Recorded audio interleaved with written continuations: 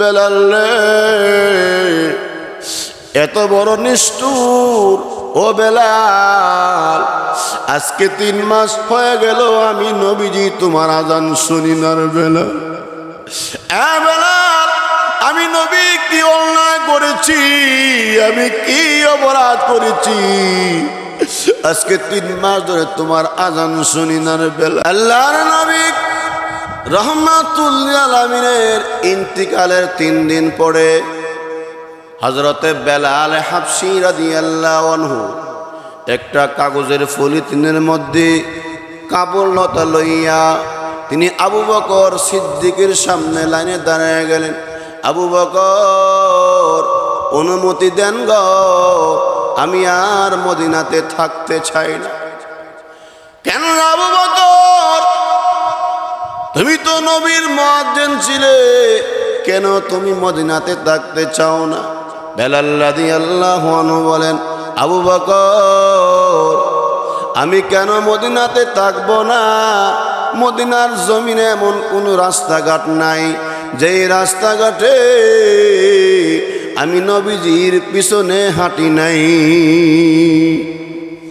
আমি যখন ওই মদিনার রাস্তা দিয়ে হাঁটি তখন নবীজির পায়ের কদমের আমার সামনে বেশি উড়ে, আমি বেলাল সহ্য করতে পারি না।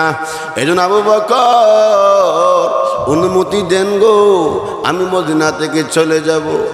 হযরত বেলাল রাদিয়াল্লাহু আনহু কেমন আশিকে রাসূল ছিল, আল্লাহু আকবার। হযরত বেলাল রাদিয়াল্লাহু আনহু তিনি মদিনা থেকে সিরিয়ার উদ্দেশ্যে দামেস্কে রওনা হয়ে গেল। 3 মাস পরে স্বপ্নে যুগে বিশ্ব নবী রহমাতুল লিল আলামিন স্বপ্নে বেলাল রাদিয়াল্লাহু আনহুকে, বেলাল রে, এত বড় নিষ্ঠুর ও বেলাল, আজকে 3 মাস হয়ে গেল আমি নবীজি তোমার আজান শুনি না রে বেলাল। বেলাল, আমি নবী কি অন্যায় করেছি, আমি কি অপরাধ করেছি, আজকে 3 মাস ধরে তোমার আজান শুনি না রে বেলাল। স্বপ্ন দেখে হযরত বেলাল রাদিয়াল্লাহু আনহু সুদূর দামেস্ক থেকে রওনা হয়ে গেলেন মদিনার উদ্দেশ্যে। মদিনাতে আসার পরে আবু বকর রাদিয়াল্লাহু আনহুকে বলেন, রে বেলাল, আজান দেন গো, আপনার আজান বহুদিন ধরে শুনি না। আপনি তো মদিনার মসজিদের মুয়াজ্জিন, আপনি তো নবীর মুয়াজ্জিন। আবু বকর, আমি আজান দিব না, আমি আজান দিব না গো, তোমাদের কথা আমি আজান দিব না। এবার হযরতে ইমাম হাসান হোসেন রাদিয়াল্লাহু আনহুমা এসে বললেন, ওগো বেলাল, আজান দেন গো, আজান দেন। আপনি আজান দিলে আমার নানা আসবে। সাহাবীরা, তোমাদের প্রস্তাব আমি প্রত্যাখ্যান করেছি, আমি পারলাম না নবীর নাতির প্রস্তাবকে প্রত্যাখ্যান করতে, কারণ আমি দেখেছি নবী রহমাতাল লিল আলামিনকে যখন হাসান হুসাইনকে যখন কোনো প্রস্তাব দিতেন, স্বয়ং নবীজি কোনো প্রস্তাব প্রত্যাখ্যান করতেন না। এজন্য আমি পারলাম না হাসান হুসাইনের প্রস্তাবকে প্রত্যাখ্যান করতে। এবার বেলাল রাদিয়াল্লাহু আনহু আযান আরম্ভ করলেন। যখন আশহাদু আন্না মুহাম্মাদার রাসূলুল্লাহ নবীর নাম আসলো, এমনি বেলাল রাদিয়াল্লাহু আনহু অজ্ঞান হয়ে পড়ে গেছে। তারা ছিল খাঁটি আশিকে রাসূল। সুবহানাল্লাহ। আমরা হলাম কি খাঁটি আশিকে জিলাফি? হ্যাঁ, যেন সিন্নি বাজার নড়াদুরি, যখন ঠিক কিনা। আগুন নিশার মাজার বাবা সম্পক নগর, বাবার আশে কইলে পাইবা বাবারই খবর। নাউজুবিল্লাহ কন্যা। বাবা যারে করে দয়া, লোকে তারে করে মায়া। বাবার নামে আশিক হয়া সিন্নি করো, আগুন নিশার মাজার বাবা সম্পকনগর। নাউজুবিল্লাহ কর। ও ভাইয়ের আমার, এই কথাগুলা শুনিয়া সাধারণ মুমিন মুসলমানরা এর ঈমান নষ্ট করতেছে। আমরা তো মনে করি হ্যাঁ যে সুর দিল রে, এই সুরও একবারে নরম হয়ে গেছে গা। আল্লাহু আকবার। আল্লাহ হেফাজত করুক। আমার ভাই জানতে চাই, ও মুমিন মুসলমান, দয়াবান কে? আল্লাহ। আর রহমান তিনি দয়াবান, আর রহিম তিনি দয়ালু মেহেরবান। কোনো মানুষ মানুষের প্রতি কি করতে পারে না? দয়াবান করতে পারে না। তাদের এই কথাগুলা ডাইরেক্ট কোরআন বিরোধী। আল্লাহ তাআলা বলছেন, আমি হলাম দয়ালু। ফাল্লাহু খায়রুন হাফিজাও ওয়া হুয়া আরহামুর রাহিমিন।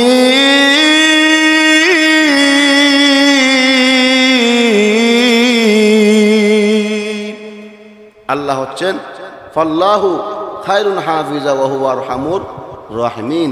তিনি হলেন উত্তম হেফাজতকারী এবং অতি উত্তম দয়াবান, দয়ালু। সুবহানাল্লাহ বলেন। হে রাসূল তোমায় ভালোবাসি,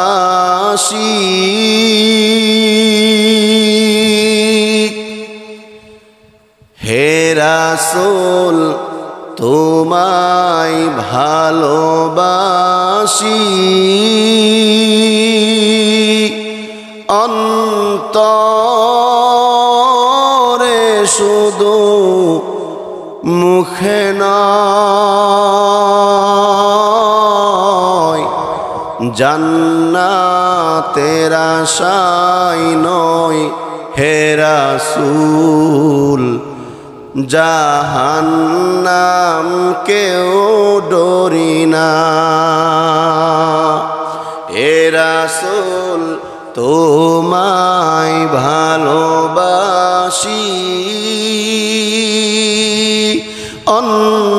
অন্তরে শুধু মুখে নয়,